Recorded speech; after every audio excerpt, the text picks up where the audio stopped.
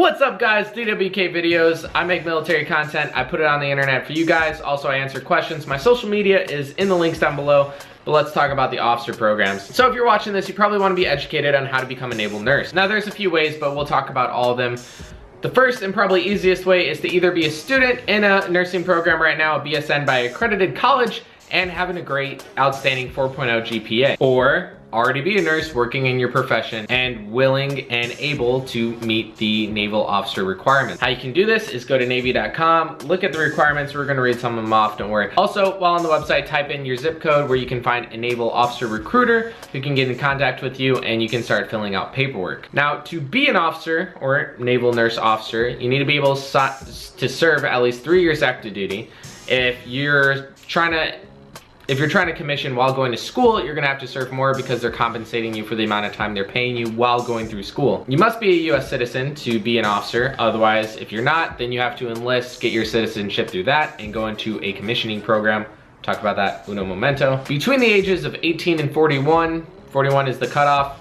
There are waivers, but if you're just joining the Navy at 41, probably not the best look because we do have, next bullet point, twice a year PFAs, which they just waived to actually once a year if you can get an excellent or above. But let's just say you don't get an excellent or above, twice a year PFAs that you have to hit. Obviously, all legal trouble that you could be in, that's gonna disqualify you. Now let's say you're already in the military.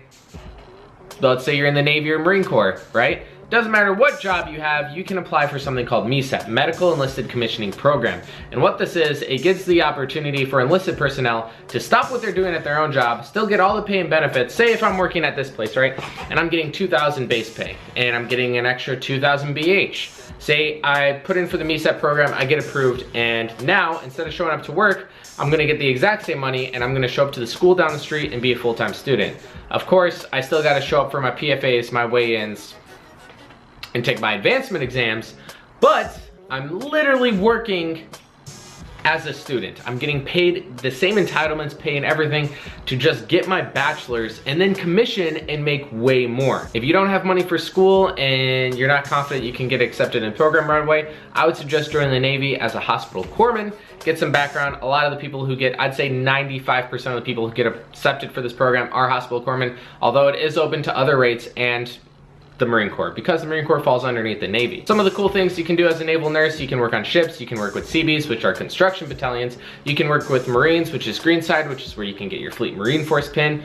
A big staple in the hospital corpsman community, gains a lot of respect in the medical aspect of Navy. You could work in hospitals, there's hospital ships. I assume you guys know about all the different departments in a hospital. There's like 36 something specialties, you know, probably more in a hospital that you could work in or specialize in. We have flight nurses, where, you know, you'll be on a helicopter rescuing someone and keeping them alive on the way to the hospital.